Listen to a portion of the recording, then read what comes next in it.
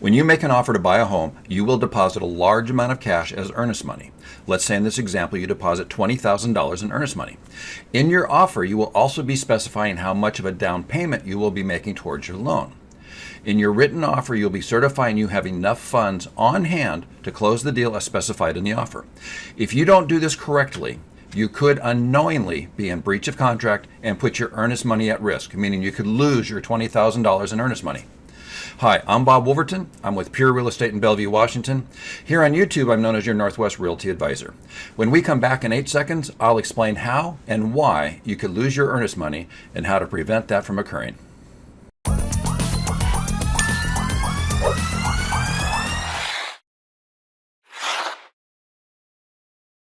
The reason this is the topic of today's video is because I had this happen recently in a contract where I was representing the seller and the other agent was representing the buyer.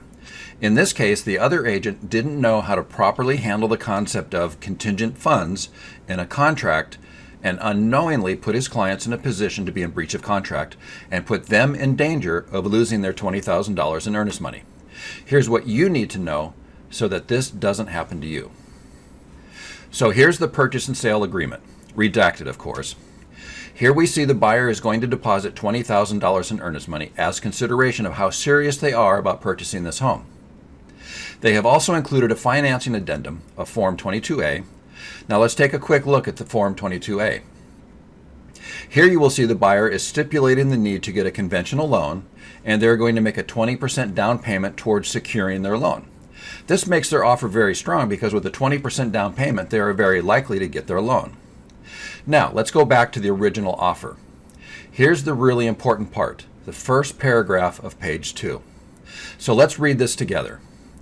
Buyer shall pay to seller the purchase price, including the earnest money, so the $20,000 of earnest money applies towards the purchase price, in cash at closing unless otherwise specified in this agreement. Since they're specifying with the Form 22A, we know they're going to get a loan to complete this transaction. Now continuing on. Buyer represents that buyer has sufficient funds to close this sale in accordance with the agreement. And here's the really important part. And is not relying on any contingent source of funds, including funds from loans, the sale of other property, gifts, retirement, or future earnings, except to the extent otherwise specified in this agreement. Well, they already specified they're getting the loan for 80% of the purchase price, so that's okay. Now here's where things go sideways. 5 days before we're scheduled to close on this deal, the lender tells me they may need to extend the closing date because the buyer needs to liquidate some assets for their down payment, and it's taking longer than they thought it would to liquidate those assets.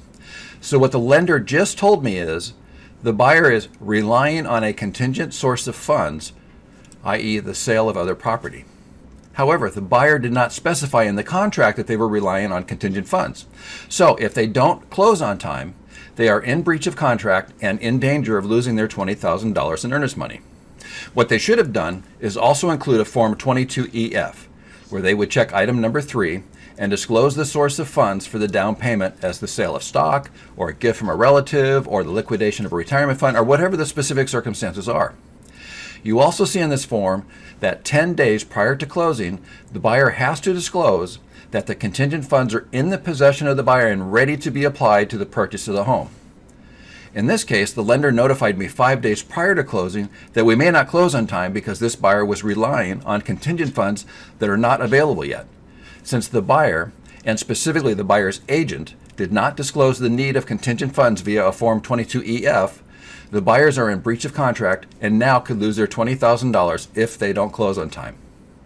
So the best advice I can give you is if you need to liquidate some assets to fund your down payment, like sell some stock or liquidate a retirement fund, and as a side note, it always takes longer to liquidate a retirement fund than anyone realizes, you should liquidate those assets before you start home shopping. That way you have the cash in hand and ready to go. Otherwise, make sure you include a Form 22EF, evidence of funds, with your offer so that you are not in breach of contract and you won't be at risk of losing your earnest money. If you have to liquidate funds, be sure to tell your real estate agent ahead of time so your agent can use all the correct forms when they assemble your contract. I hope you found value in today's video. If you did, click that subscribe button now and click that reminder bell so you'll be notified when I post new videos. If you like today's video, give it a thumbs up. That's feedback to me that I'm giving you information of value. And last but not least, please share this link with someone you know who can benefit from the information on this YouTube channel. You can find my email address and telephone number in the video description below. Call me or email me. I would love to hear from you. I'm Bob.Woolverton. I'm with Pure Real Estate in Bellevue, Washington. Here on YouTube, I'm known as your Northwest Realty Advisor. Every week, I post new videos about buying, selling, or investing in real estate, as well as some home tours and listing videos. I'll see you next week.